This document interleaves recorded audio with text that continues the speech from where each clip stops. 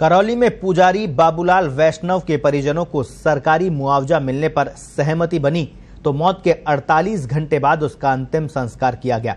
पूरे घटनाक्रम पर सरकार ने मौन साधे रखा। पुलिस प्रशासन की कार्यशैली पर सवाल उठे तो बीजेपी ने भी सरकार को घेरने का कोई मौका नहीं छोड़ा।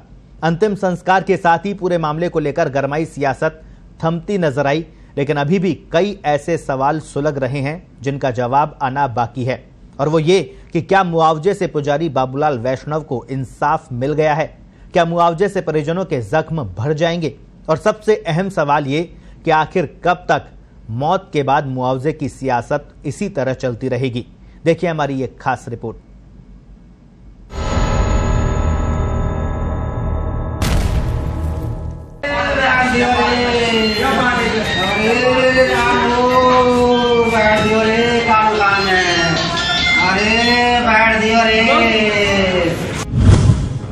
ये दर्द है पेट्रोल डालकर जिंदा जलाए गए पुजारी बाबूलाल वैष्णव का।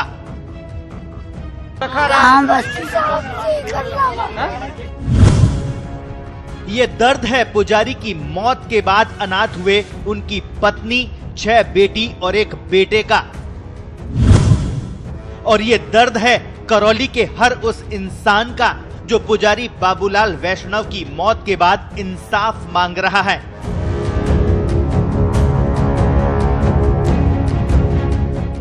राजस्थान सरकार ने पुजारी बाबूलाल वैष्णव की हत्या की कीमत 10 लाख रुपए आकी है। सरकार की ओर से परिजनों की मांगों पर सहमति देने के बाद यानी 48 घंटे बाद पुजारी का अंतिम संस्कार कर दिया गया।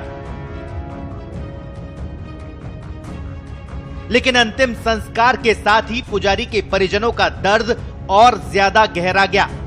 दर्द की दास्तां को बयां करें उससे पहले उन मांगों पर नजर डालते हैं जिन पर सरकार के साथ सहमति बनी है। पहली मांग, सरकार की ओर से मृतक के परिवार को 10 लाख रुपए की आर्थिक सहायता दी जाएगी। दूसरी मांग, परिवार के एक सदस्य को अनुबंध पर मिलेगी नौकरी। तीसरी मांग, शिथिलता बरतने पर थानाधिकारी को तत्काल हटाया, दोषी पाए जाने पर किया जाएगा निलंबित। चौथी मांग, पटवारी की लापरवाही मानते हुए उसे भी गांव से हटाने की सहमति। पांचवी मांग, सभी सरकारी योजनाओं में पीड़ित परिवार को किया जाएगा लाभान्वित। छठी मांग, आवास योजना के तहत घर के निर्माण के लिए 1.5 लाख रुपए की राशि स्वीकृत होगी। सातवीं मांग, परिवार की सुरक्षा के पुख्ता प्रबंध किए जाएंगे। और आठवीं मांग, सभी आरोपियों की जल्द गिरफ्तारी होगी, जयपुर से गठित होगी विशेष टीम। अब बात परिजनों के उस दर्द की करते हैं जिसमें वो चीख चीख कर कह रहे हैं कि हम अनाथ हो गए हैं। पुजारी बाबूलाल वैष्णव के 6 बेटी और 1 बेटा है।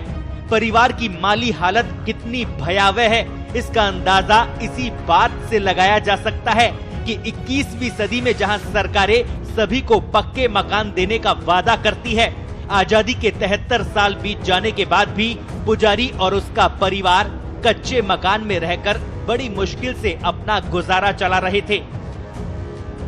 पूरे मामले में सरकार की चुप्पी सवाल तो खड़े कर ही रही है, लेकिन मुख्य विपक्षी दल को घेरने का साफ मौका दे रही है। केंद्र से लेकर जिला स्तर पर बीजेपी नेता सरकार के मौन पर सवाल उठा रहे हैं।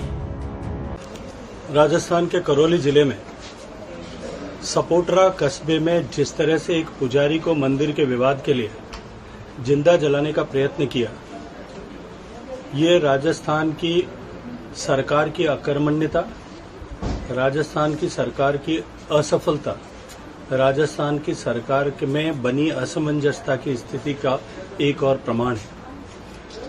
राजस्थान में जिस तरह से पिछले 1-1.5 साल में अपराध का ग्राफ बढ़ा है, एनसीआरबी आंकड़ों के हिसाब से राजस्थान देश में पहले नंबर पर आया है। 11 लोगों की जो कमेटी गई थी इस निर्णय से सहमत है। हम चूंकि इस आंदोलन को आगे बढ़ाते तो ये कहा जाता कि लाश पे राजनीति कर रहे हैं, इसलिए आंदोलन को समाप्त किया जाता है। क्राइम का ग्राफ है वो बढ़ता जा रहा है, लॉ एंड ऑर्डर सिचुएशन बिगड़ती जा रही है। और ये मैं इसलिए नहीं कह रहा कि मैं भारतीय जनता पार्टी का सांसद हूं और विपक्ष में हूं राजस्थान के अंदर। ये देश के आंकड़े कह रहे हैं कि क्राइम अगेंस्ट विमेन के अंदर नंबर 1 राज्य कौन सा है? अनफॉर्चुनेटली राजस्थान। आए दिन घटना होती हैं। ये तो कुछ घटनाएं मीडिया के कारण लोगों को पता चल जाती हैं, बहुत सारी घटनाएं होती हैं हर दिन, हर जिले के अंदर वहां पर बलात्कार और रेप की घटनाएं, डकैती, मर्डर्स हो रहे हैं।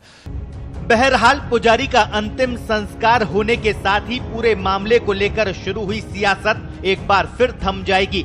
लेकिन पुजारी के परिवार का भविष्य क्या होगा, ये तो आने वाला समय ही बताएगा। ये बात हम इसलिए कह रहे हैं क्योंकि पिछले कई मामलों में ऐसा होता आया है जब आंदोलन को रफा दफा करने के लिए सरकारें आनन फानन में सहमति तो दे देती है, लेकिन भविष्य में परिजनों को उन्हें अमल में लाने के लिए दर दर की ठोकरें खानी पड़ती है। और ऐसे वक्त में तमाम राजनीतिक दल और राजनेता उन्हें अनदेखा कर देते हैं। कुल मिलाकर पूरा घटनाक्रम कई सवाल खड़े कर गया। सवाल ये कि पुजारी के परिवार को मुआवजे पर सहमति मिली है, लेकिन इंसाफ कब मिलेगा? सवाल यह भी कि पुजारी की हत्या के अन्य दोषियों की गिरफ्तारी कब होगी? सवाल यह भी कि पुजारी की मौत के बाद सरकार की ओर से आकी गई 10 लाख की कीमत क्या काफी है? सवाल ये, क्या मुआवजा देने से परिवार का जख्म भर जाएगा? और सवाल ये भी कि आखिर कब तक मुआवजे की सियासत चलती रहेगी?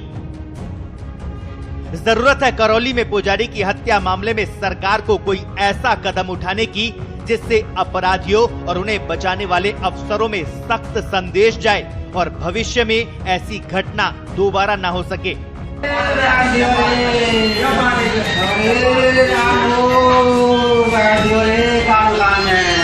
पत्रिका टीवी के लिए जयपुर से दर्श शर्मा की रिपोर्ट।